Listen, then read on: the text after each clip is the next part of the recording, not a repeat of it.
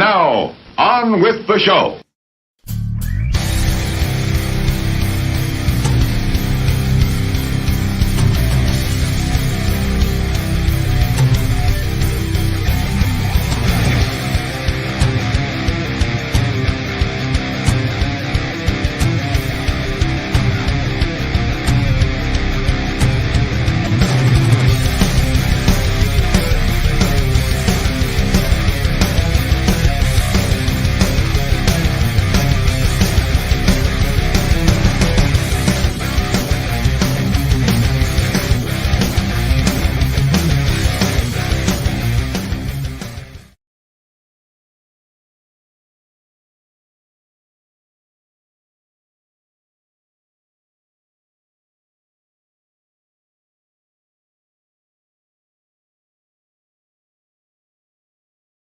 Damn it, Bobby! Now here.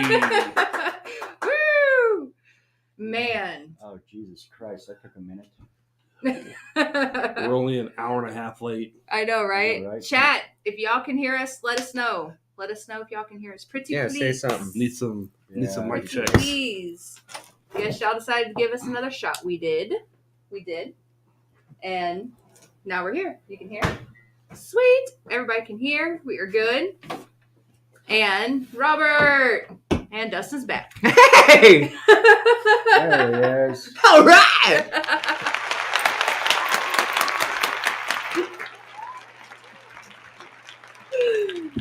God damn what a day. Man, that was interesting. That wasn't it? sucked. You want to tell them what happened? Yeah, so funny story, guys. We get here 2 minutes before we go live. We start researching some stuff because internet's not working.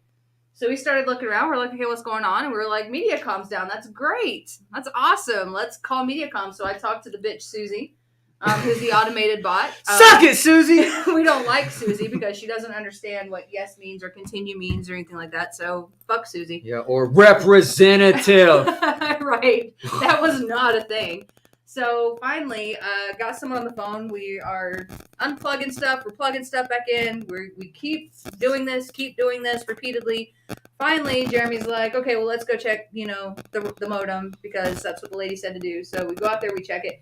It wasn't plugged in. The router was not plugged in. So, yeah. There you have it. Wait, that was it the whole time? Yeah. Maybe. No! We Sure did have sign. an outage as well. I did Yeah. talk to him and look there. There is Yeah. an outage. We did see that there was an outage, but apparently... Allegedly. Allegedly. My bad. Allegedly. Allegedly. My bad, y'all. Supposedly. Supposedly. But we have Dustin. Dustin stuck around. He's been patient with us He this whole did. time. We hung out.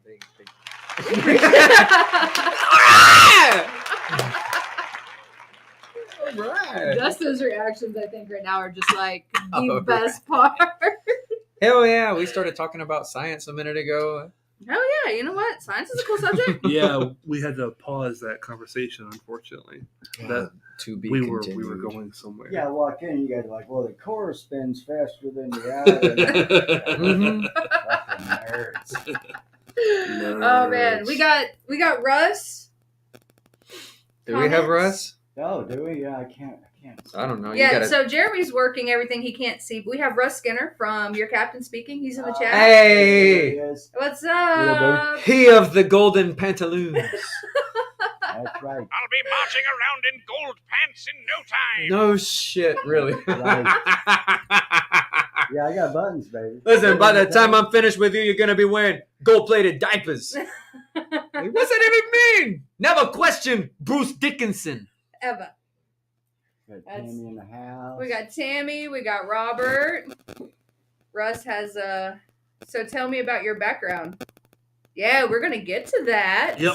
We got Yeah. some stuff and things for Dustin here. Things and stuff. Things and stuff. Whatnot and what have Hopefully you. no dangle clacks. No more dangle clacks. No Jesus more. Christ. No more. Well, I hope You want to not. explain dangle clacks to me? Oh! Yeah, you're gonna have to explain that one. You got to drink every time Rob Eh, says that. Yeah, either that or Oh, we're gonna- Metallica. Yep. Yeah. Yeah, that was funny. You know, I was going to say that's not going to happen this show, but actually, yeah, it may. That's another conversation. All right, so dangle clacks. Actually, all right, I can't take credit for Dangle Clacks. It's something I heard from a YouTuber. He was taking a picture or something, and something happened with the camera or the strap that he was holding, and there were some difficulties or whatever. And somebody said Dangle Clacks because they were having difficulties with the strap or something. There you have it. Yeah, so now anytime we have technical difficulties, it's Dangle Clacks. A lot of the good things happen that way. Yep. It's organic. You know. Yep. We figured out a quick way to get Australian is just to tell somebody, you know, like you catch something real fast. Oh, good eye. There you go. And listen, the more you, in English pronunciation, pronounce I, the more Australian you happen to sound when you put good in front of it. Good eye! Leave it to Dustin. It took me a moment. That was figured out with my parents' help long ago. Good Yeah. eye. Shout out to mom and dad out there, right? Thanks for making me. There you go. Good work, y'all. So Robert had a question. He said, so where are y'all? So as Middle promised. of goddamn nowhere. Yeah. Scotland! Scotland.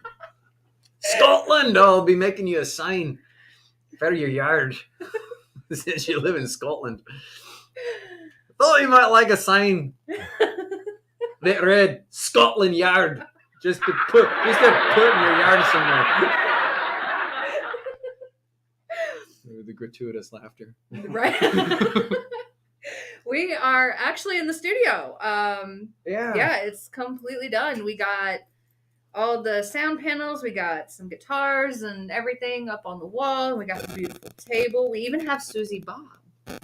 Bob Susie? Which one did we name it? I think we said Susie Bob. I think we did say Susie Yeah. Bob. Susie Bob reigns Yep. more than Bob Susie. Yeah, Susie Bob is Susie's it's a a little child grating. skull, obviously. So we kind of stuck with it and named it Susie Bob.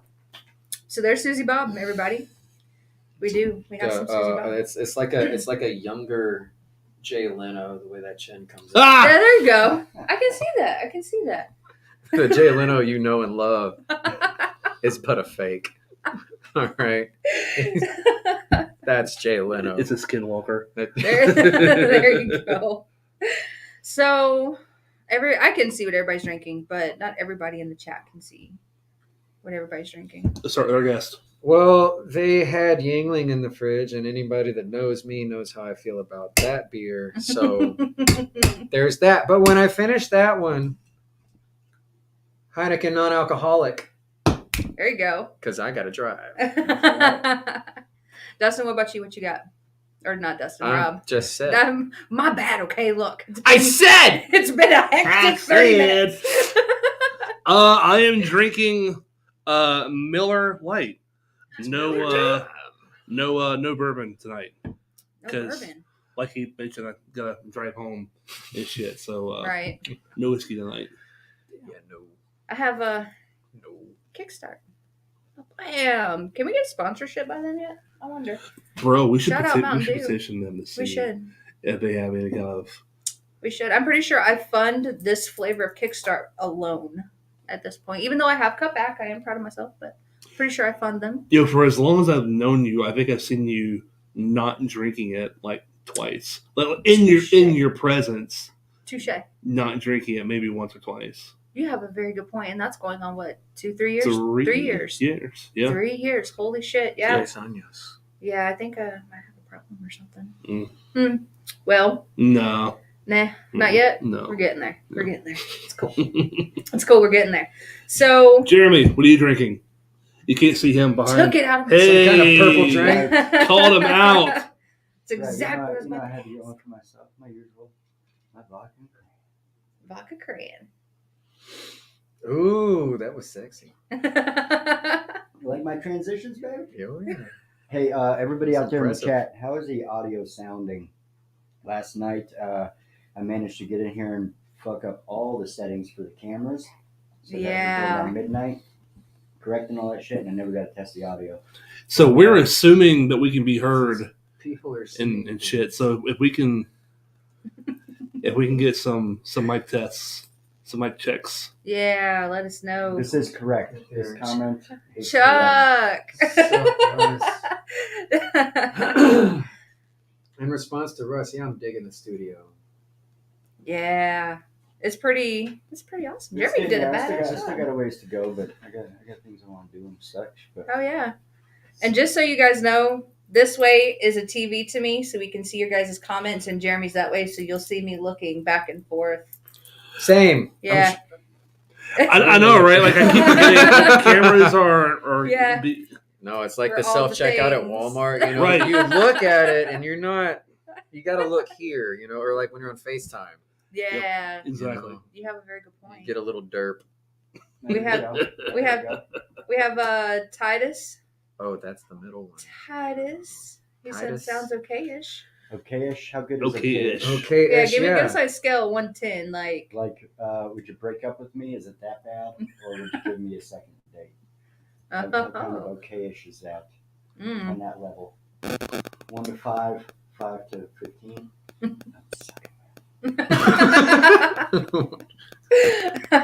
On a scale of 1 to shit. How good are you at math? Pretty shitty. Trick question. I'm sorry. I knew this was going to be fun having you in. This is going to be a blast. So, Yeah. we do have some news, some stuff in the news, by the way. Oh, Oh, boy. shit. And cue it. Do I get to hit it? Yeah, Hit the new do it. button? Do it. News team, assemble!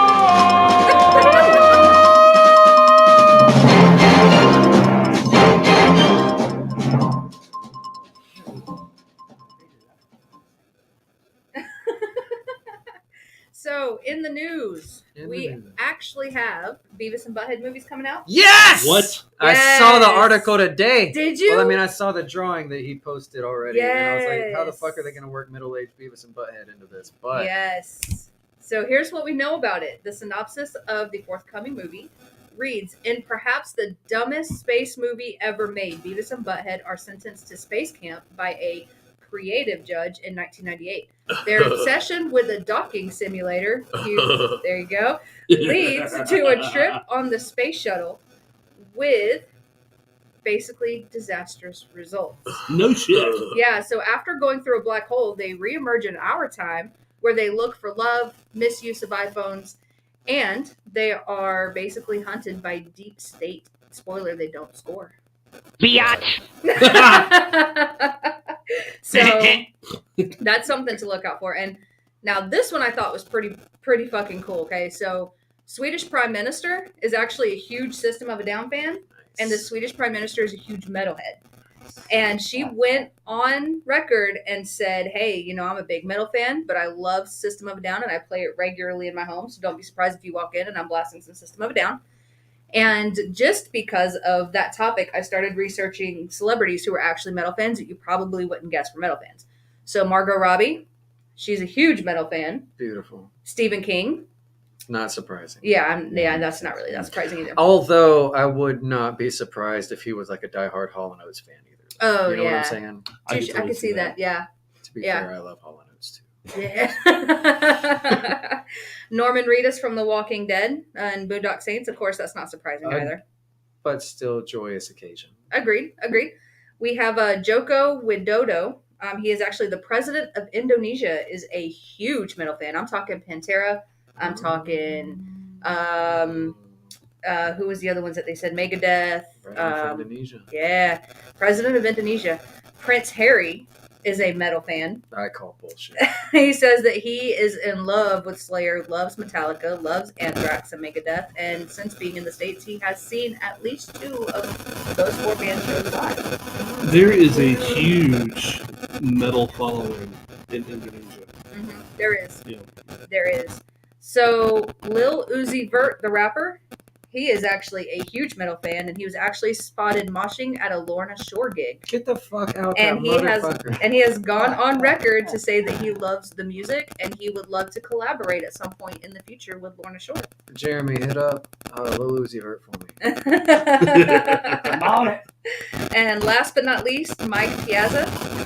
In 2000, he did guest vocals on Black Label Society's "Stronger Than Death." He's an MLB player, I believe, for the I Mets. thought he was a baseball player. Yep, he did some guest vocals for Black Label Society. For Black Label? Damn. Yep, Black Label Society's "Stronger Than Death." He did guest vocals for him. And I got to do a review for their Doom Crew Inc. album they just put out. There you go. I haven't heard it. It's great. I bet it is. It is. It's good. And I'm not even like the biggest Black Label fan, but you know, I say that it's Zach Wilde is the king. But Doom Crew Inc. was pretty fun. And then it had me diving into all of the old stuff, and I wondered why I haven't listened to more Black Label Society. He's got a great cover of No More Tears. You ever heard that? Black Label Society actually did No More Tears, which is funny because I was pretty sure that he was still Ozzy's guitarist. When they No, released I've More heard him Tears. play it. I've heard Black Label play it live, but There is a recording. in a recorded format, though. It's really good. It's so chunky. Oh my god, where is It's that? really good. I love Zach. I love Black Label Society. Osmosis is still my favorite. I don't- to date. I've been listening to that my entire life. I don't follow like every fucking thing they put out. Me either, but Zach's got Apparently, a I need great to Instagram page. mend my ways. Yeah. Okay. Let me check in with chat real quick. Yeah, I was about to say, let's check in with chat real quick, see what we got. Barry Manilow, huge metal fan. Yep. Is he really? Yeah, I heard that too. Yo, I have a story. Can I talk about it? Yeah, absolutely. Go for it. Cool. One time we opened up for these touring bands at the Sidebar before that closed down. Rest in peace. I hate the people that did that. And sometime after we went on, before the main band went on, I'm at the bar and there's this old black dude that just like has these dreads that go way down his back, and I can see that he's really enjoying it, and we just get to talking and we're bullshitting. And come to find out, this dude, he works with George Clinton at his studio that's here in town or whatever, and was in Parliament Funkadelic with George Clinton. Like they've known each other for decades, and they just still work together producing shit. Okay. And it was fucking awesome. I'm like, dude, what the fuck are you doing here? You know? Yeah. Like, and he was like, I love metal. I love the musicianship and the fact that you've got at least 4, usually 5 dudes up there pushing their instruments to the extreme and pushing their voices to the extreme. I'm like, I can respect that. But like, where does that come from? And we talked for about half an hour. And this dude gave me a lesson on how we in the metal community give credit to blues and jazz. But what doesn't get the credit and what should get the credit, truly, at the end of the day, is funk. And metal was birthed from funk. And the way he put it, which, you know, wasn't any kind of sideways, was fucking white boys wanted to scream like James Brown. And then Prince comes along. And not only does he wail on the guitar, he's got a drummer that sets up 2 kick drums and does super fast double bass. You ever listen to the end of Darling Nikki? That dude is just Yeah. like, he doesn't stop. And he was like, and that was what it was. These dudes had a scream, and then people wanted to be able to do that. And then you see the emergence of metal, because it's like, you don't want to just rip off funk. How do you change it? You make it more. Right. And metal gets birthed from funk. This dude from Parliament Funkadelic gives me a lesson on how James Brown and Prince basically made a love child called metal. It was pretty rad. I wish I could remember his name. That's badass, actually. Super cool. Really, really neat experience that night. I bet. It sounds like it. Anything else in chat? What we Oh, got? yeah. Since Dustin took us down a rabbit hole. Jeremy, it's so hot right now. I was gonna say I got a quick Prince story. He has the best halftime. That Hansel is so hot right now. You know, my dad saw Prince on the Purple Rain tour. Did he really? Straight the fuck up in the 80s. He came to the Civic Center. You know- like, he said that this motherfucker for Darling Nikki descended from the rafters in a giant clawfoot bathtub with his shirt off, a guitar in his lap, and like 2 half-naked chicks in the bathtub with him. And that was how believe it. that particular song started, was him slowly lowering down to the stage. I believe it. Like, dude. And you know what's funny is I'm not surprised at all that your dad saw Prince on the Purple Rain. That's not surprising at all. What's your Prince story? Yes, please. He's still has the best halftime show.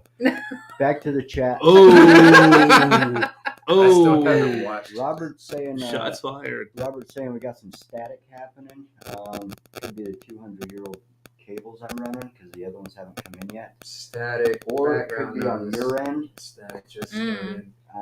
I didn't hear it earlier. I still hear nothing. I really have no fucking clue why I'm wearing these headphones. I am hearing just a little bit of static in this headphone. I hear absolutely nothing. Like, I don't even. You hear static too? God damn it. Well, shit. How you say it, Rob? Dangle clacks. Russ is asking if who that was. Russ is asking. What's that? I can't see. Dwayne Dungeon? Dude, you could say his name and I would not be able to tell you. Yeah. So idea. I have no idea. It's a lot. What's a lot? The static? The static is a lot? Alright. Well, shit. I don't Well, know. shit. In response to Rust, if there's not too much static, all I can say is this dude's had, pencil dreads for a very long time. And he was super cool, and he was in Parliament Funkadelic. And he still worked with do you George think Clinton. maybe it's this guy right here? You guys have your phones laying by a mic cord or anything? Oh, I don't know. My phone's way over there. yes, I Phone's did. in my hand. Yeah. My phone was Set your on phone the closer cord. Over to Jade, please. Put it over here. Yeah, there we go. Jesus Christ. Did All that right, work? How's the static now? Was it some RF interference? George Clinton's old sound. Oh, Better. my maybe, bad. Yeah. Do you know Oh. him, Russ? So yeah, that's our the phones thing. were on the cord. Yep. My bad. Well, damn. He says it's better. Dwayne Dungy.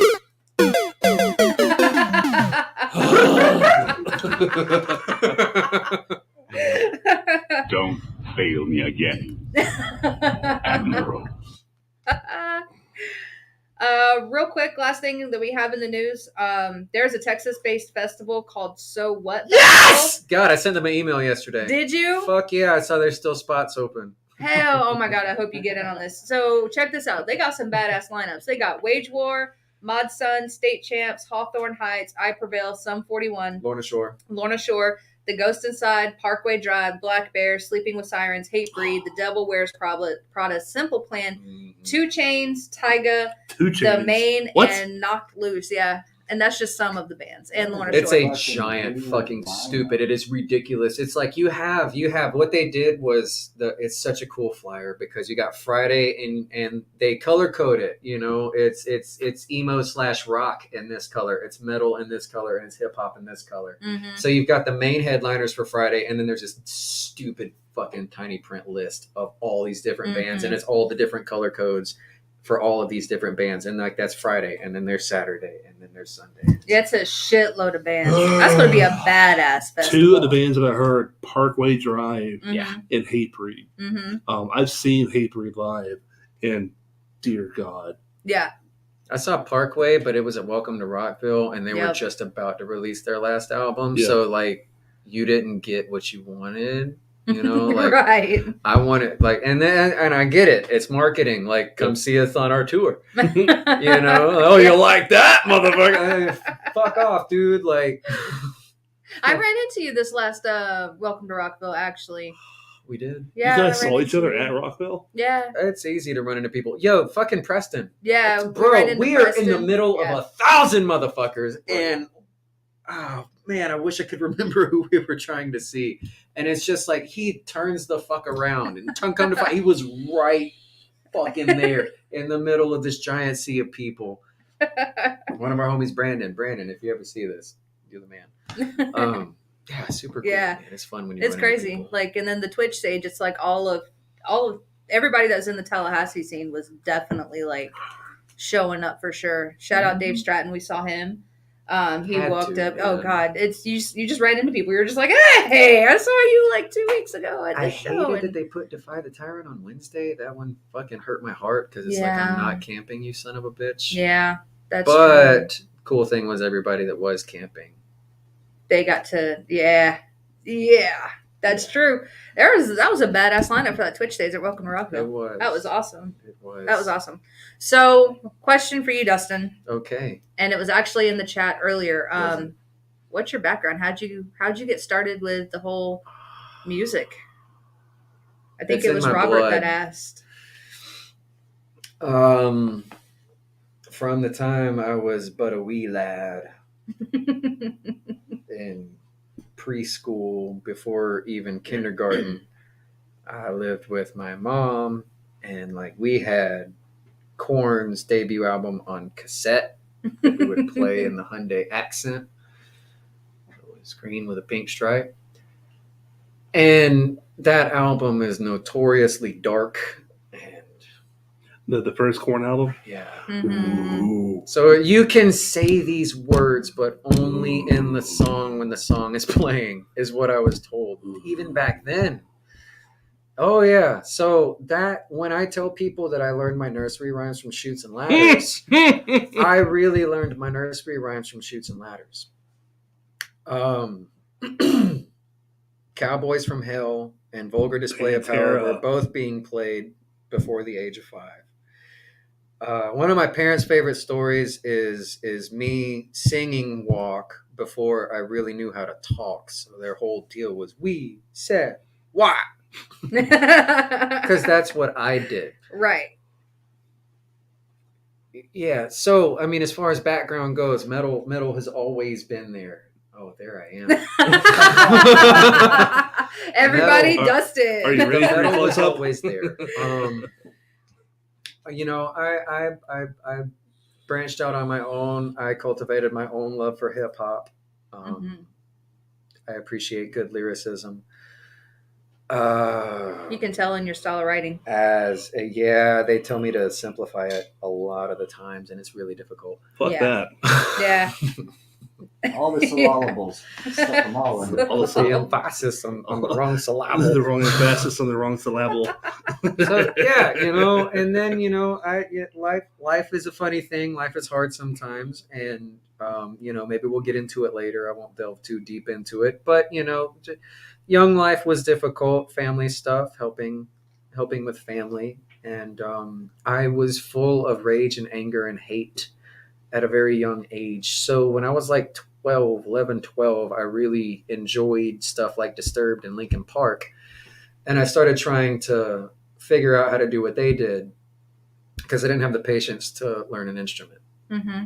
Screaming seemed to be the way to go. And then by the time I was 13, I had figured it out. My uncle had handed me Slipknot. You know, like I would go to this uncle's house and it would come time. All right, we're going outside. It's adult talk. And I was stuck inside. Cool thing about this uncle is he was always loaded up with video games. They didn't have any kids at the time. So he would like spend some time with me while everybody else was getting ready to, you know, do whatever it was that adults do. Mm-hmm. And he'd give me video games or he'd give me music. And one time I was into something and he said, oh man, here, listen to this. And he hands me fucking Iowa by Slipknot. You know, I'm like 12 or 13 years old. Ooh. And it changed my life forever. So that really fueled my rage and my angst. I figure it out. I Iowa will scream. do it. Abso-fucking-lutely, Yes. especially as a fucking child. So over the years, I figure it out, self-taught all the way. The most lessons I've ever had have been from like YouTube videos of vocalists in studio. I always wanted to hear how do they sound before it passes through a microphone and out of a PA system, Right. because fucking magic happens with a PA. And a lot of magic happens in the studio. But I always wanted to hear that fucking somebody's in the booth with him, you know? And I'd be like, oh, that's how he's doing that. So Right. I've gotten really good at picking apart people's voices. And that's how I learn. And that's how I did learn. And I never thought that I would be in a band, you know? Like, hey, it's something that I wanted, but like I never thought that I would get there in a fucking Craigslist ad. My dad told me for years, just look on Craigslist, man. Somebody's looking for a singer somewhere. Are we talking about? And I find one, and it was Trey had posted it. Trey Yep. Alderman. This is a story I like. Sexy bitch. Shout out Trey Alderman. He posted that, and I answered it, and I go to his house. We meet up. We have a beer. We drank Yingling.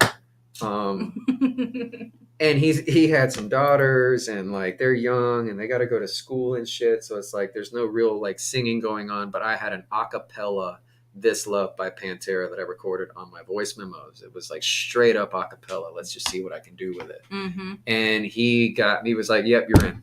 Yep. On the spot. So tell the Yeah, story on the spot. about when he called you, what you were doing. Do you remember? I grew up on a farm, a few hundred acres, and I've always been proud of the Native American heritage, and I've never hunted ever in my life. You know, I don't like the senseless killing. I would.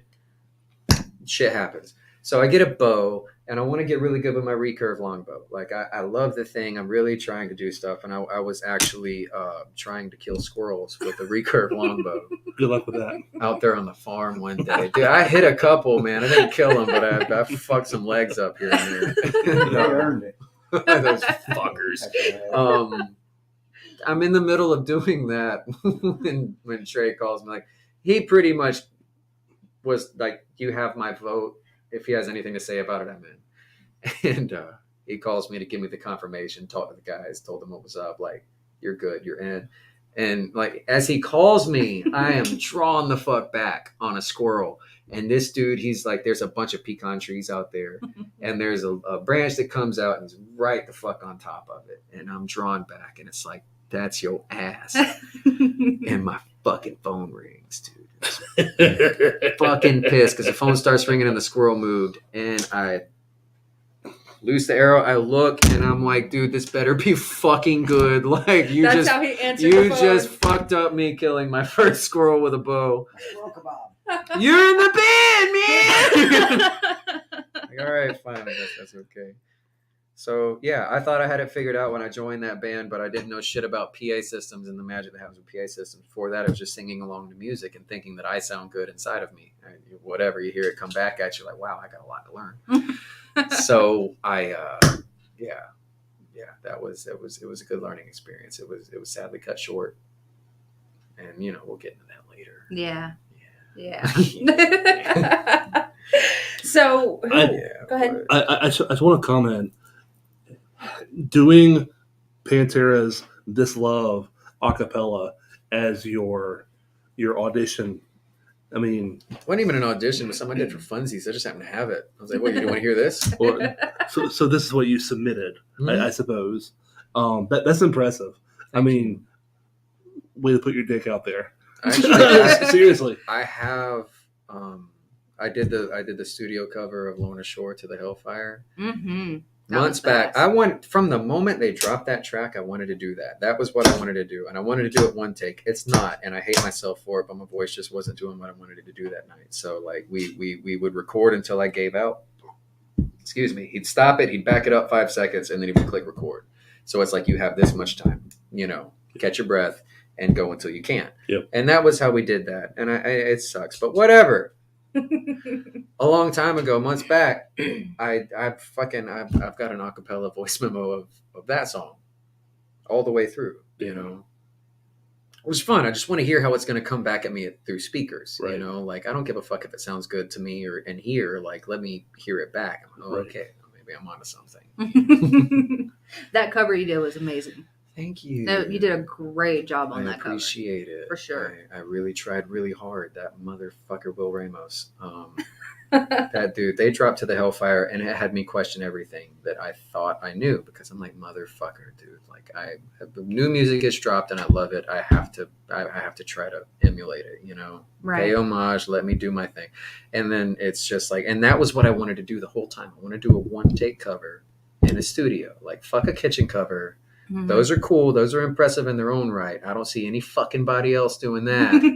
Touche. Yeah. Touche. So, and then that motherfucker went and did it before me. Here's a one take playthrough of To the Hellfire.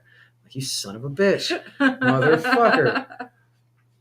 And he did it, and it was great. And then I find out that dude is younger than me. So I'm like, not only does he have me questioning everything I think I know, now I idolize somebody younger than me, because all my life, all my idols have been like, they were grown men when I was in middle school, Mm-hmm. Here I am knocking on the door to 30, and he's like 27 or some shit. And I'm like, dude, Well, you already still been killed touring the world and shit. You still killed that cover, though. Want to be friends. I wouldn't worry about it. Man. There's an 8-year-old Japanese bass kid out there that just smokes my ass. So it doesn't. Yeah. YouTube will Yep. crush a musician's ego. Yes, it will. Yeah. Well, dude, that's the thing. And like when we were recording this fucking cover, Paulo, he was just like, dude, like you realize you're throwing yourself to the wolves with this. Yeah. And I'm like, yeah, I realize that. I'm here for it. I'm like, well, the wolves are pretty fucking quiet right now. So it's like, I've yet to get any true hate from it. So I'm like, maybe I'm doing something good. I think you did a great job. Maybe. Thank you. You're welcome. So today, with this dying breed, what inspires you? Inspires, present tense. Mm-hmm. Present tense. Everybody else doing all this cool shit. Honestly, working with local musicians media and getting to write and getting to get these insider looks at these albums before they drop, before they hit the mainstream, like Doom Crew Inc. I got to listen to that for a month. Fucking Once Human. Jesus Christ. Now I have an idol that's a woman. Lauren Hart. Look them up. You won't regret it. You know, that I see what other people are doing.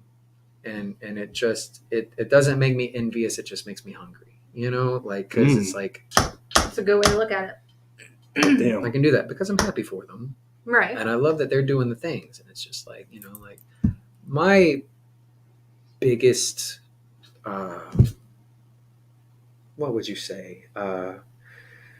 Inspiration is the wrong word, but that's what you said. My driving force for wanting to make it, you know, and reach a quote unquote fame is literally just for the opportunity that I'll never get to meet these people that are my idols and shake their hand and say thank you. Right. Like, that's it. Damn. It would be really cool to play for a bunch of people at a festival. Like, don't get me wrong. Right. Right. And me and Michael have always said, dude, we ever get on that fucking 1-2 o'clock slot at a festival, like we get done with our set. Yeah, let's walk around backstage a little bit. Let's meet who we can meet, but then let's go out there, you know? I for me, it's like I want the opportunity to say thank you personally That is awesome. because it means so much to me.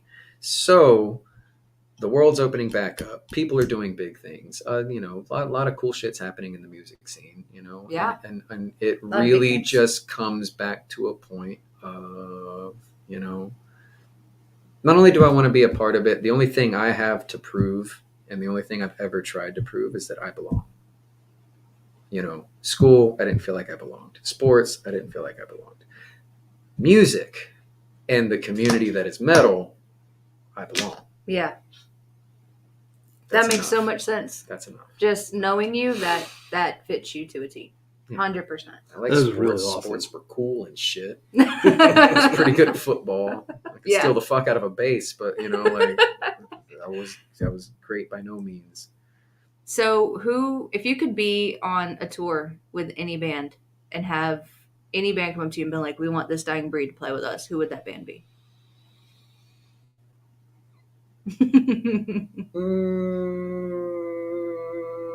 Don't fuck it up.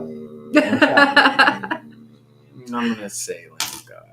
Lemon God? Oh. Oh, If there could be Oh. somebody Oh. that would go out of their Oh. way to Oh. request our presence, oh, Good choice. oh. Good that's choice. it. It was between them, Slipknot, and honestly Lorna Shore. But I've just become such a fanboy lately that There's nothing wrong with being a fanboy. I can't go. Especially Lamb of God. Yeah. Well, especially. Lamb of God. That Okay. band, they're one of the ones that changed my life. So let's change it up a little bit. So you had talked about your dad and how he got to see Prince on the Purple Rain tour. Yeah. So let's go back to that era. If you could have a band from that era, even if they're not around anymore, who would it be? Are we talking 80s? Yeah. Can I say Metallica with Cliff Burton? And that is the correct answer. There we go. Wait, he said Metallica. Y'all got drink. Pass. Cheers. Stop drinking Metallica. Yeah, boy! But yeah, I'm it glad I would was not specifically drinking on be that. with Cliff Burton and preferably Cliff Burton doing the asking. If that were the case. If it wasn't them, like I like a lot of 80s music. And I'm into a lot of 80s music. But as far as bands that are formative, that, you know, I could give a fuck about Guns N' Roses or Def Leppard or fucking, like those Poison, Okay. whatever. But like pre-1986 Metallica.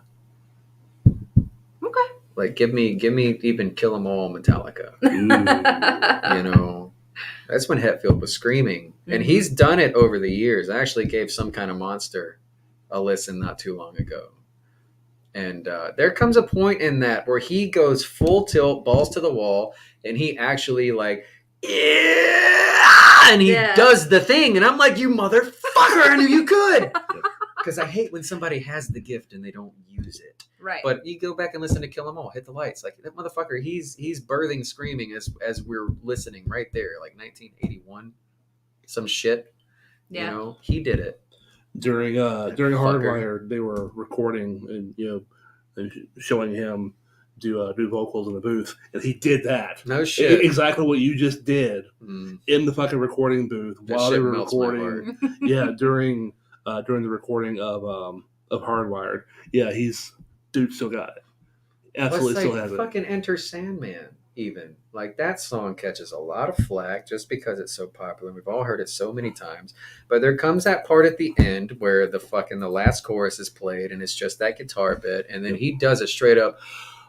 Oh, Yes, and it's like, yes. you motherfucker, I knew you could, and this is right there at the time that Phil Anselmo and Pantera are really making waves. Sepultura is really making waves with the extreme vocals. Yep. And it's like, he just throws that little fucking like, fuck you, bitch. And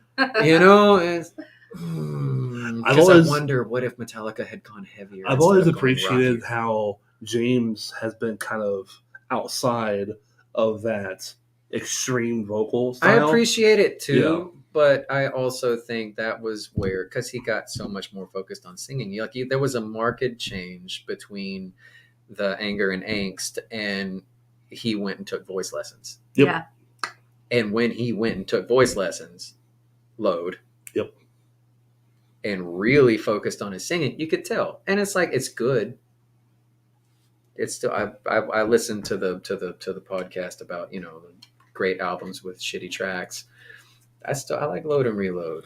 Oh yeah, and I know they're my favorite albums. Truthfully, Load and Reload are my favorite Metallica albums. Just not a fan of Poor Twisted Me. That's all. Right. like Poor Twisted Me between those two albums is like the one that's like we that's the one. Yeah. I don't even know which one mine would be. I had an idea in my mind. So, but I digress. I do have a question for chat, and this is like a trivia question for Dustin, actually. We want to see if you guys can guess the answer to this. So no looking shit up, by the way. Yeah. Multiple choice. Yeah, it's multiple choice. Which band had Dustin not seen before he was 15? Is it A, Slipknot, B, Metallica, C, Mudvayne, D, Korn, or E, Lamb of God? Wait, before he was 15? Before he was 15. Which one of those had he not seen? Has he not seen? Oh, I know the answer. Okay. Don't say nothing. We'll see. Give everybody a chance in chat. Go ahead. Lock in. Can I be like? Show me what you got. What is it? Lock in your answer. What is that TV show? The game show? Lock in your answer and you got to hit it. Which one was that? I don't remember. Some TV show. Lock in your answer. Is that your final answer? So we got Slipknot, Metallica, Mudvayne, Korn, or Lamb of God. Has Dustin not seen before the age of 15? We got one. Robert says Metallica. Robert says Metallica. There's my answer. Okay. Come on, you fucks. So, again, Slipknot, Metallica, Mudvayne, Korn, or Lamb of God. Russ says Mudvayne. Okay. Anybody else? Give you a few more seconds I here. appreciate that you actually came up with a question that can't be looked up, by the way. Oh, yeah. Yeah. That was all him. He came up with the question. I asked him for a trivia question. Oh, That's what he okay. So, delivered. all right. So since I'm gonna put my answer, I'm not gonna tell everybody, but Is that the game show tune? Do we got a game show tune, Jeremy? I don't think we. I'm not saying shit. I haven't loaded it on. cool. I got a bunch of All right. bullshit on here, but not that. DRI. Chuck says DRI. Nice. That was pretty funny. Besides, if this crew is hitting the internet. You're not gonna Google it. You're just gonna go to mommygotboobs.com. Great trivia question, Robert says. Anybody else? And 5, 4, 3, 2, 1. All right, Dustin, what's the answer? Trick question, motherfucker! I saw them all before I was 15. And funnily enough, I have seen them all at least twice now. So you saw Mudvayne before you were 15? I saw Mudvayne open for Korn. Okay, so this must have been LD50 era then. No, they were touring Happy. They were touring Lost and Found. Oh, shit. Korn was touring See You on the Other Side, and Mudvayne was touring Lost and Found. I was thinking Mudvayne had come out after you were 15. No. Okay. How long do you think I am? Goddamn. Well, you said you were turning 30. Well, see, and then that's a segue. Fucking Mudvayne. When I saw them, all I knew was Happy from Headbangers Ball. They were pushing that video hard and Not Falling from the Radio. Yep. I was there to see Korn. Like I said, I've been listening to Korn my whole fucking life. Absolutely. That's the entire reason I'm there. And I was blown the fuck away. Yes. Like, oh my God, this was amazing. Yep. And I waited and waited and waited and waited. And then they broke up. And then I waited a whole fucking lot more. And then they're coming back. Rockville. And I saw them at Rockville. It was fucking spiritual. Were you there for the incident that hit World News? Did you see that live? No, we were late that day. Were I was you? pissed. Because I was pissed. I've been following Brass Against for a while, and I love what they do, and that was why I wanted to get there that early, was to see them. Right. Give a fuck if Sophia pissed on somebody. Right. Whatever. That's hilarious.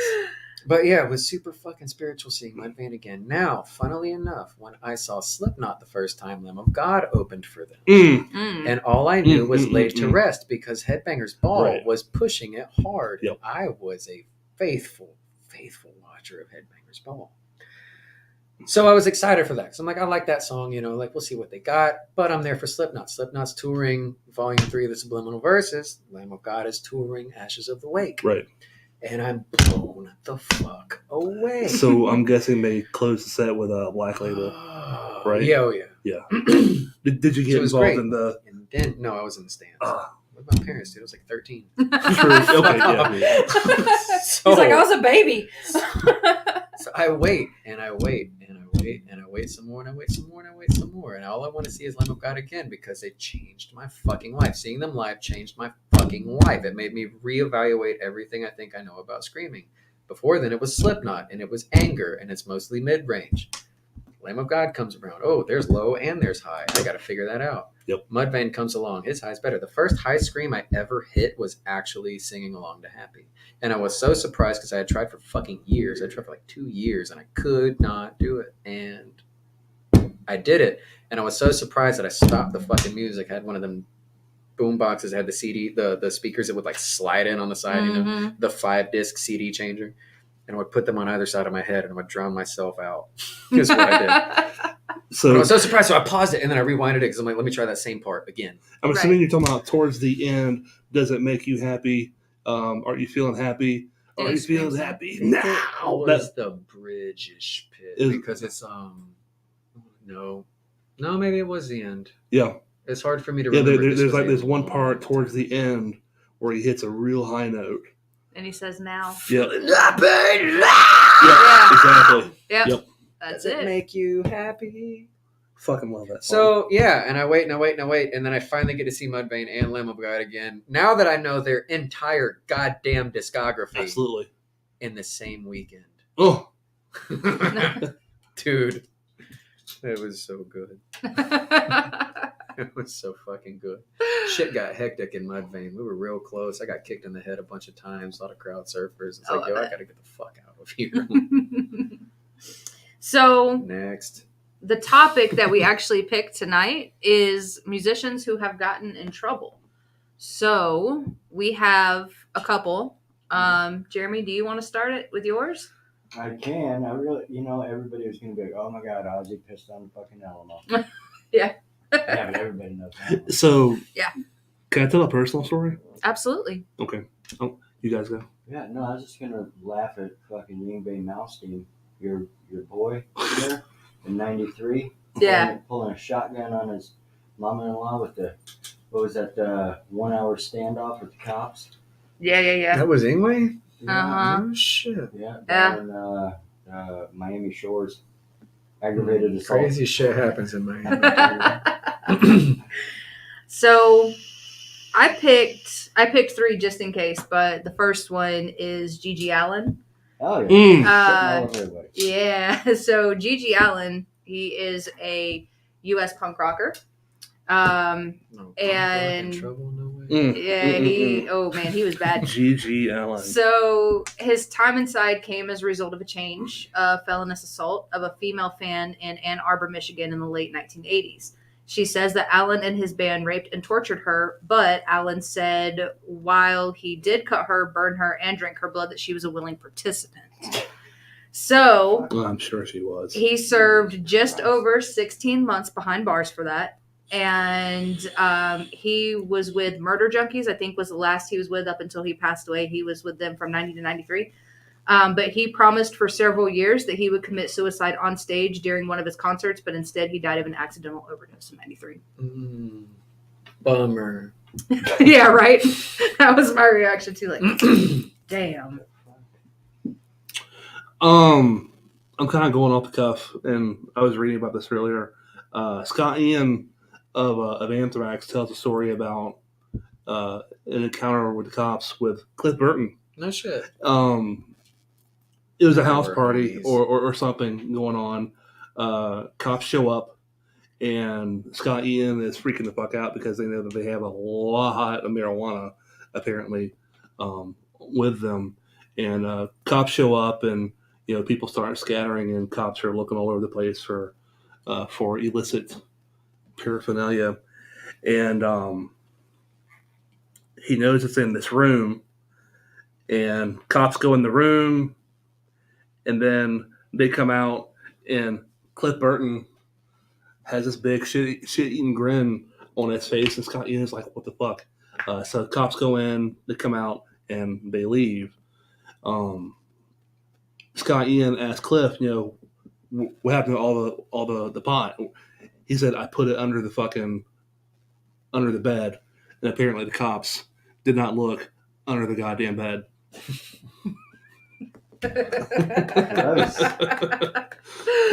Well, damn. I heard another funny one.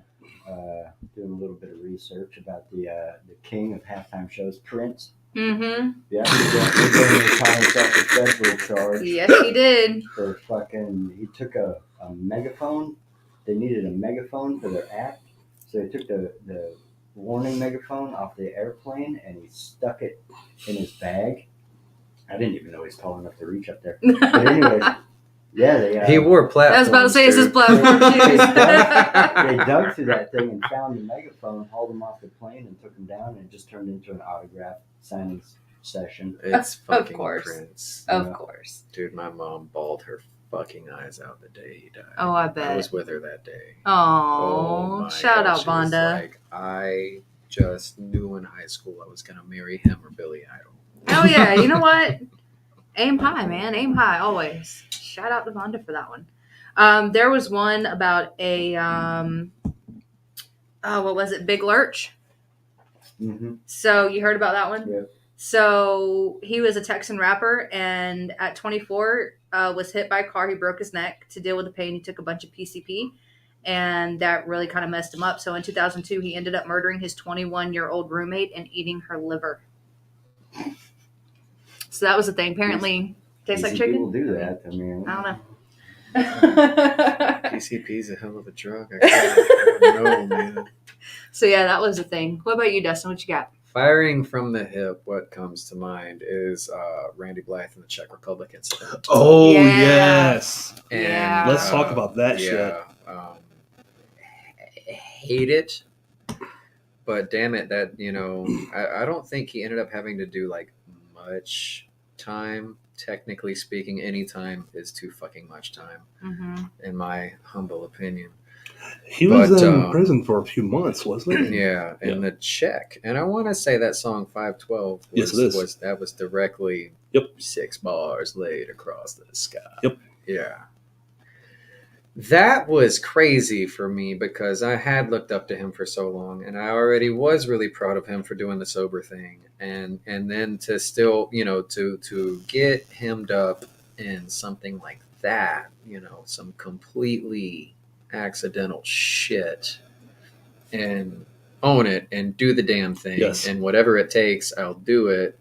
Like nothing but props there, because you don't see a whole lot of people do that all the time. Is fucking deny until there's no way to deny, and then you're just an asshole. Right. So I want to give some context for our listeners. Randy Bly, vocalist of Lamb of God, they had played a show in the Czech Republic.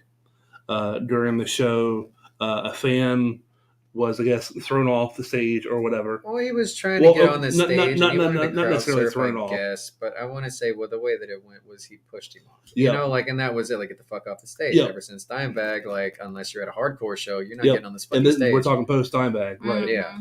So you gotta remember that. So anyhow, they play the show. They leave town. A couple years. Yeah, go there was by. when they wanted to go back. That's right. Yeah, a couple of years go by. Lamb of God goes back to the Czech Republic, and the cops show up at the gate at the airport and arrest Lammy Bly on the spot for this kid's death that happened a couple of years prior. Right. Randy served a couple of months in prison. They had this whole trial. Oh, and by the way, they let him go before the trial. They let him out. They released him. And he actually went back to the Czech Republic to stand trial. Now, we're talking about an international rock star, by the way. He could have come back to the States and said, fuck you, we'll just never go back to Czech Republic again and be done with it. But he didn't. He did the right thing, and he stood trial, and he was completely cool about it the whole time. He made it clear that he was innocent, but although pleading his innocence at the same time, he was very empathetic to what happened. And he was eventually cleared of all charges, and he said that they will never be playing the Czech Republic again, unfortunately. Well. Sorry, people of Prague. Yep. Right. So you had said earlier, we might get into that later. Do you want to get into that later? Yep. We're going to go bare bones here as far as musicians that got in trouble. This guy. Get that out of the way and move on to the non-alcoholic beer, drinking and driving, accidentally caused an accident. Myself and hurt 2 people. And I had to do my own time for that. I had to do my own time of probation because of that, and I made it out, only by standing up, doing the right thing, pleading guilty. There's no way around that one, and honestly just doing my time. And as a result of that, I would not recognize myself before that accident happened. Period. At all. Zilch, not even a little bit. Because I just didn't care. And then I go through that, and it affected every aspect of my life, and it affected everybody in my life, and it was difficult, and it was hard, and it was a very needless and senseless hardship to have to overcome. I share that now, and I come on the show now because I made it through that. I did the right thing. I didn't break the law. I didn't violate. I did my 6 years of probation, and did it so well I was able to get off a whole week early with the judge telling me that I was a sterling representation of everything that they hoped for from somebody in my position, which felt really good. Appreciated the hell out of that because it was so hard and so difficult. Like for a time, I worked on the road with my dad, and every month I had to leave a job site and an Uber to go to a Greyhound station to skip town to then Uber to an appointment to then Uber to my apartment so that I could then Uber back to the Greyhound station and then catch the Greyhound back to whatever fucking city I was working in. Wow. Yeah. No fun. It is what it is. But, it was obstacles that were overcome. And I think the important lesson to take from that is to be grateful for new obstacles because you could only have met your new obstacles by overcoming your old obstacles. So it's a small comfort and a small solace, but it's given me a view of the world that there is always a silver lining. No matter how dark it gets and no matter how nasty it gets, there's always a silver lining. And at the end of the day, maybe you got to walk to the other side of the cloud to see the silver lining. But the motherfucker's there. Right. And it's there if you're willing to look for it. So in all things, I try to be optimistic. I try to be friendly. I try not to be a dick. Try not to be arrogant. I try not to be all of these things. Just I want to leave anywhere I go a little bit better and maybe a little bit happier than before I got there. It's gas stations. It's fucking Lowe's and Home Depot and 1,000 pounds of concrete later. It was a challenge. It was difficult. It taxed everybody, but I made it through. I made it through with a very core select group of people and my family. So thank you, family. Absolutely. And I am totally proud of all of that you've overcome, and you really do a great job of making sure that you hit all those points that you just talked about. So major kudos to you for that, because that takes a lot. I'm not drinking a beer, but kickstart. So That's yeah, right. Kudos. Nor am I. So yeah, that's pretty. Wow. Yeah. Do you need a hug? I don't even know what to say, man. Damn. It has been a wild 30 years for me. From the beginning to the middle to the end. Whenever you were going through, for lack of better terms, going through the motions and dealing with it and the court dates and etc., what kept you going? Like, what was your driving force to fucking get out of bed, put your pants on, put your shoes on, and be a man about it? What kept you going, and what drove you during that time? My own hope that one day it would get easier, and really mostly my little sister. And despite fucking up a lot of things in my life, still somehow being a good role model to her and being somebody that she looks up to. Yeah, Because Jasmine. She kicks ass in every way, shape, fashion, and form. Yes, she does. She graduated with a wonderful GPA. She got into UCF. She transferred to Florida State. She's getting her fucking bachelor's degree this year. I dropped out after 3 semesters. We talked about us going for astrophysics. Right. She's going for art therapy. I mentioned earlier about how, growing up, life was difficult in the house just because my grandmother was sick. She had early onset Alzheimer's. She started getting sick when she was 49. Forgetting shit. Instead of putting her in a home, my family moved in with my grandfather and grandmother, and my family was caregivers for my grandmother. And that was when I was 8 and my sister was like 6 months old. So she didn't really get to know her. I got to have a few years before she started to slip.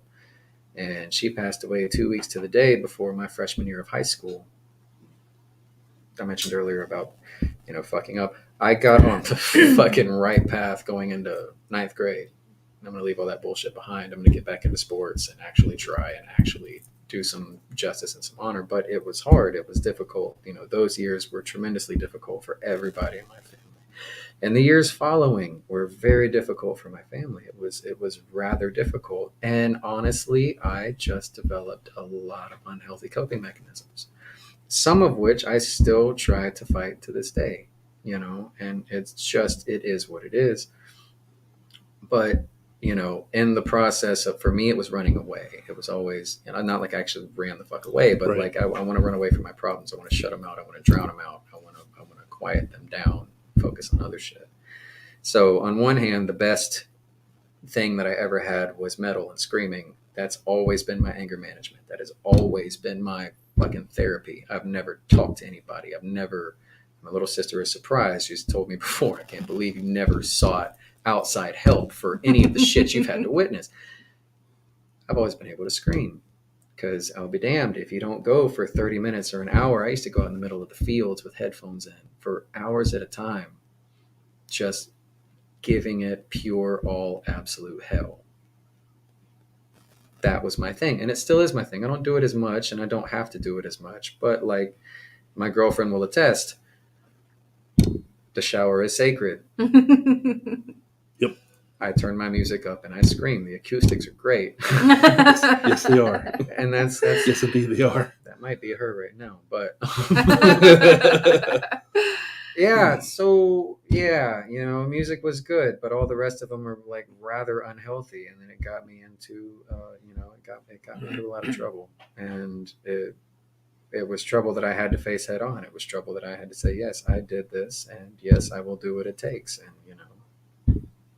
serve my sentence and do what I can do to be better in whatever way that happens to be. And if that means cutting people out of my life, so be it. Snip, snip, and if that means hanging on tighter, so be it. I will be making more phone calls, whatever, like it's just like, it's trying to sift through the unhealthy and the healthy, I think.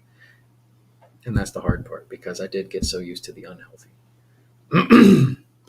Were you writing songs during this process at all?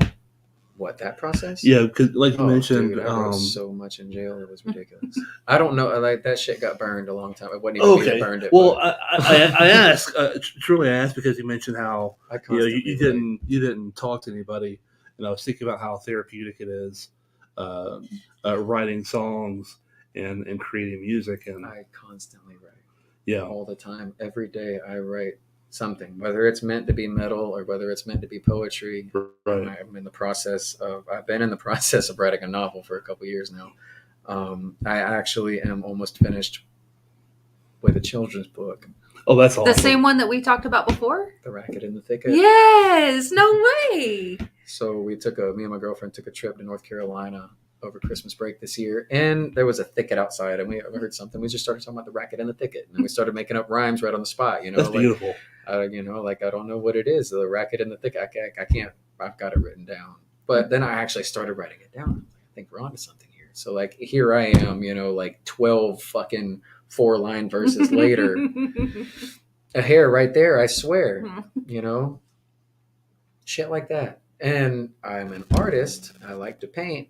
So what I'm going to do is it's going to be written by Dustin Blake and Angie Fawcett, illustrated by Dustin Blake. And I'll have a series of paintings that are specifically for the Racket in the Thicket. I know people that are publishers. I know people. That was my next question. Yeah. If you're a That is publisher. awesome. The whole fucking plan is laid out, dude. Yeah. So anyway, that's how I made my first million. I swear to God. And I do it because my dad told me a long time ago, before I was even in a band, why don't you just write a fucking children's book?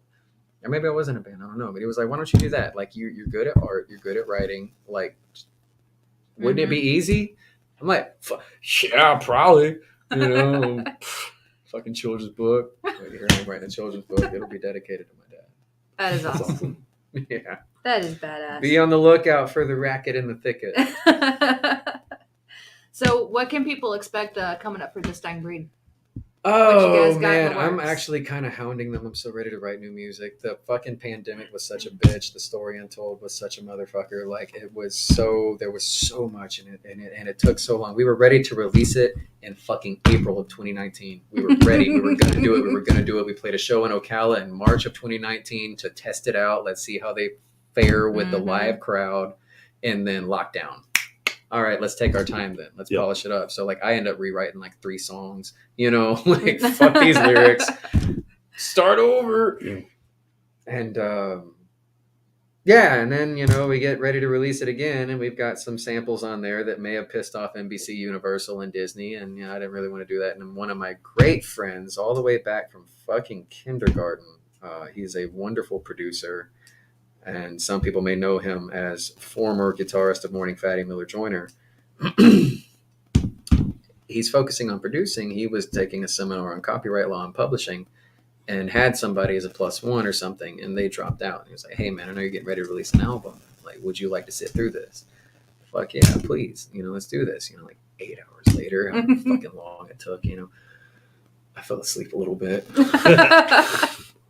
So I learned a whole lot about copyright law and publishing, and then I'm like, okay, well maybe we should just hold on to these versions here, and you know we'll release them later as a deluxe edition. Whatever. So like it was a process. It was a long process, and honestly, I'm over it. Like we played 3 shows in 3 years. I'm so used to playing shows. Well, not anymore. But I want to get back to that point of playing shows all the fucking time. But it's like we have to push this music, and we have to push the story untold. Like for me, we started writing this shit fucking 3 fucking years ago, 3.5 years ago. You know, like it's time for new music. But we just put it out in August.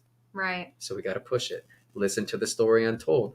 Maybe if you fuckers come to the barbecue, you might get a surprise. Oh. Yeah. Oh. Yeah. Do it one more time towards the camera. Do it one more. Where's the camera? That camera? That camera. Right here. Hint, hint. Yeah. Just drop that there. So yeah, we parted ways with the voice that you hear on most of the choruses, Jared Spradlin.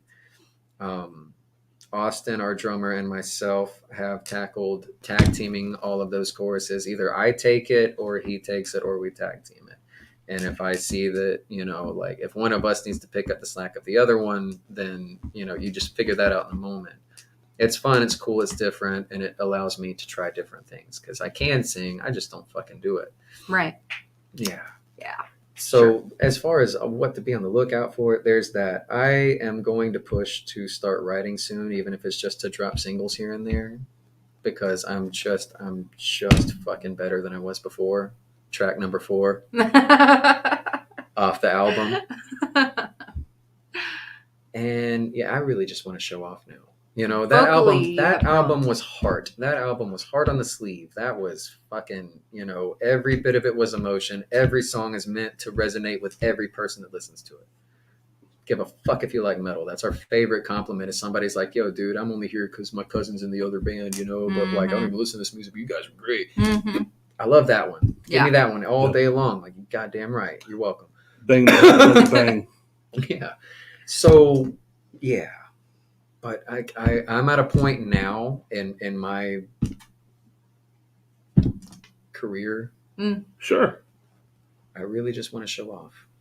I Hence don't the blame Lorna you. Shore cover. Hence, you know, the next one. I actually wanted to put it to a vote. And we can put it to a vote here if we like. I don't know if I want to do. I was always going to do Slaughter to Prevail. I really want to do Slaughter to Prevail. I will do Slaughter to Prevail. But the next Okay. one will either be Slaughter to Prevail, Hurt, or who was the other one? Kenny Chesney. No, I do got a pretty good Garth Brooks though. Yeah, Do you really? I do. That's my dad's music, man. My dad, he listened to country. I grew up with Garth Brooks, Travis Tritt, fucking. That's my jam. You know that song anymore by Travis Tritt? That's a motherfucker right there. That's a tearjerker. Can't keep pretending. Oh man, I don't love you anymore. that song's a damn tearjerker. You goddamn right it is. The dance. My dad sang that with his mother at my parents' wedding. When she danced with him, he sang the dance while he danced with his mother. Wow. You want to talk about crying? All right, I cannot believe I'm about to tell this to where fucking everybody can hear this. The dance. Mhm. I saw Garth Brooks in Gainesville. Yeah. Not quite 3 years ago. Bro, I had just gone through a divorce. Mm. And it hurt. and it was still fresh at that time. And of course, they played the dance. Dude, I was fucking boohoo crying throughout this damn song because So brave. it resonated to me, on that kind of level. Oh, it's like that. That's the kind of music. Like, I'm not a country dude. Yeah. You know what I'm saying? I've never gave a single solitary fuck about country music. Yeah. Garth Brooks, dude, The River. I sang that That's a one good on song. New Year's Eve or New Year's or Christmas. I don't know. We got one of them karaoke microphones, and I did that one with the help of my dad. And dude, that's always been my fucking favorite. Dream is like a river. So good, so good. So like, I have him to thank for that. So when's your next show? With March this 12th and that is at the Warrior, the barbecue. the barbecue. So sour joint, fucking return of Core. I give credit to Metallica for being my first show ever. I was 13, but like, to be fair, I saw Core a bunch of times, played Barnes in Gaston County when I was like 8. And I looked up to them so much, like fucking Worm with his spiky bracelets. Yes. Like, he was the Yeah. reason I got my first spiky bracelets. Was he really? He really was. I'm not even That's fucking awesome. lying. It was all Jeremy Worm Watson. Honestly, remind me, I need to post a picture when I get home. It's actually something that Angie has. She has some signed drumsticks from Worm. No at the house way! right now, Oh my gosh, that's pretty cool though. But yeah, they were so fucking cool. They were always so cool, and they had time for me. Like, they let me pick them apart and let me ask them questions. Yeah. I'm not saying the bandanas are because of Cup. He wears his totally different. It's different. Yeah, it's more of a wraparound. Yeah. Yeah, Yeah. he does the head. Yeah. I've always done. I gotcha. But, So yeah, there was March 12th, we can see you at the barbecue. By the way, everybody, that is a free show. free. You got to get your tickets. Go and download your free tickets. Free show. March 12th, all day event. There's a kill the keg. So drink until it's gone. Yeah, put it this way: I'm playing the show, and I still got one for my girlfriend yesterday because I was like, I am not dealing with any bullshit at the door. There you go. There you go. I did this. It's funny. Tragic's playing. So Yeah. Josh was like, I'll be playing. I'm like, I'm still getting tickets. So I got like 2. Let's Just be- in case, let's yeah. just be safe. Just here, to be 'cause- good. Just to be good. My neighbor, shout out to Kennedy real quick. I know that she's probably going to be on after she gets out of college, but Kennedy is just started college. I believe she's in her 2nd year now, but she has never been to a rock concert because she said that none of her friends listen to it. She's like the only one in her friend group that does like rock. So she will be coming with us and hopefully be a new This Dying Breed fan, hopefully coming up. So I don't think we make it difficult for people. you know, I don't know. You see people Yeah. jumping around and smiling and shit, and also yeah. playing brutal stuff. Like, some people don't smile on stage in metal, and Which is they're weird. just fucking so happy. Yeah. I don't want to share it. You want to share the I happy. want to share my happy. Like, this is fucking brutal. But yeah, this song's all about anxiety. Yo, funny story. Let me tell this real quick. Yeah, On the go, subject go. of anxiety, that was one of the ones we rewrote a few times. It started off, "This is not a drill," and we were going to market it with a picture of a hammer. It was decent, but like, I changed it, and when we came up with the whole idea, we didn't really see the premise through. But was for me to speak from the viewpoint of anxiety, and from Jared to sing from the viewpoint of the person with anxiety, and we kind of got that a little bit, but it kind of it goes a little bit different. But that's where that comes from. That's the whole point of it. So the day that I started rewriting those lyrics, shit will come to me, and I have to write it down. And if I don't write it down, it's gone.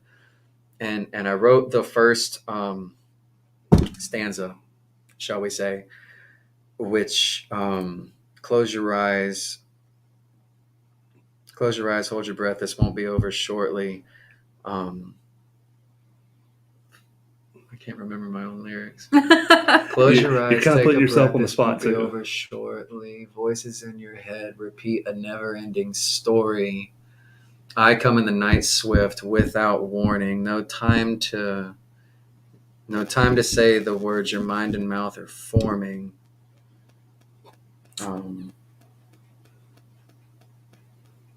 I can't believe I can't remember my own lyrics. Anyways, I write them and I set the book down on the coffee table when we're done. And Michael's girlfriend, Brooks, she just picks up the book and she starts reading it. And I think nothing of it. I just wrote these lyrics that night. Right. And we're hanging out, we're laughing, we're having fun. Like we like this idea better than This Is Not a Drill. And she looks at me and she has very real tears in her eyes. And she says, "What the fuck is this?" That's what we just wrote. That's what we just laid down. We were tracking our own demos at his house. And she starts to cry. And I was like, "What the fuck?" And she was like, "This is good." Oh. Like, I hate that you're crying, but yeah. Same time. Oh, man. That is awesome. So, do you want to pop up that flyer for us real quick, Jeremy, so everybody can get a view of the barbecue? I can try. We're going to Please try. now it. abandon all muted. sense of comfort as I wrap my hands around your heart, enter eternal slumber. Wow. Damn. That's it. Anxiety. Damn, dude. Yeah, I don't I was want proud of that. All right. Yeah, I don't want to fuck with all that right now. And there's Jeremy. Hey, Behind everybody see? Yep. the Proof that I'm here. I'm just quiet. camera. So, barbecue, March 12th. All day, free show. You can check out This Dying Breed, bunch of other local bands, but trust me, you will not be disappointed by hearing This Dying Breed. Hell no. We got my Uncle Buck Colson on bass now. He was going to come in on fucking temporary notice. Like, he's Hell yeah. never, ever liked anything halfway commercial. It's got to be so far underground, Yeah, core level shit. that's for awesome. him to like it my whole life. So like when he says that he's down to come on, I'm super stoked because not only is he the most talented bassist I've ever met, he's the most talented musician I've ever met. Period. That is At all, amazing. zip, zilch, nada, fuck all of you. You haven't found Buck Colson. After we play that last show in December, what is that? An Amber Alert? Amber Alert. Kill it. Who's Amber? Yeah, who's Amber? Fuck off. After we play that December show, you know, it was only ever going to be till we find somebody else. And Yeah. like an hour after we get off set, he comes up to me and says, "Yeah, hey man, so like, you know, like if you want to make this a more permanent kind of thing, you know, like I'm down for that." Played a show and you got the bug, motherfucker. That's what it was. Yes. Yes, please. Which is half the reason why I can't wait to start writing, because him and Austin jive so well. Oh, yeah. And they Yeah. both love Tool. Okay. So like I want to get weird. Yeah. I want to get fucking strange. I like strange. I like weird. I can't wait to see what happens. Good things. So we did have Dustin from This Dying Breed in tonight. This Friday, actually, we have Trial by Stone, which is another band that's on the barbecue coming in. Seen them So, live before, they never disappoint. oh, they don't. They really don't. So we are possibly going to be doubling up some weeks here on some of our lives that we do for the podcast, because we want to get as many bands in here as we possibly can. Everybody's Amber Alert's going off. God damn it, Amber. Yeah, you can turn Holy- that. You can turn that. There's a thing to turn it off. Yeah. What if I find a kidnapped kid at 9:36 at night? But what about the boy in the well? So yeah, we have Trial by Stone coming in on Friday. So yeah, be sure you guys tune in and catch them out. And thank you so much for putting up with all of our shit. Thank you for having me and letting me ramble. I think Of we got course. a couple more shenanigans. Do we have any birthdays or anything? Did you bring any of that on? We do have birthdays, but I walked out and left my planner at my house. Mm. So I will be posting the birthdays on our Facebook page. Damn it, Bobby! As soon as I Damn it, get home. Bobby! I know. Ah! I know two birthdays. So I'm just gonna go ahead and holler them out. Preston Hooks. Yeah! That's right. Flashover photography. In fact, fun Love fact, that guy. that slideshow that we opened up with while we were trying to figure out a bunch of bullshit. Mhm. Preston took a few of them pictures. Yes, he did. That's his He's a work. bad And motherfucker, if and he they doesn't just do live concerts, he does everything. Mm-hmm. And He if even they took look a- all pixelated, that's because I screwed them up by changing the sizes, trying to get everything to fit. It's a long story. And another buddy of mine, Rick Michelle of Solid Ink Tattoos. Today is his birthday. Happy birthday. Woo! Happy Rick. birthday! Yeah, awesome. I will be posting names on our Facebook page tonight when I get home. I'll post it, but New studio. Dustin's the first one in the new redone studio that Jeremy has busted That his cherry ass. motherfucker. Yeah, I had to move Russ and Kyle's chairs out so you can put your stink on that one. And your own special one. Hey. Yeah, we got to get them back in here now.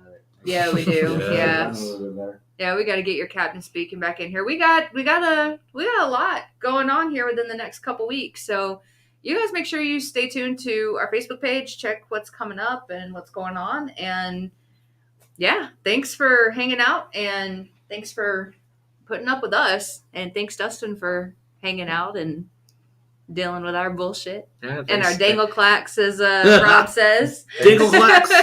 thanks for letting me ramble. It's starting to feel a little bit like Robert Plant there. You know, he's a rambling man.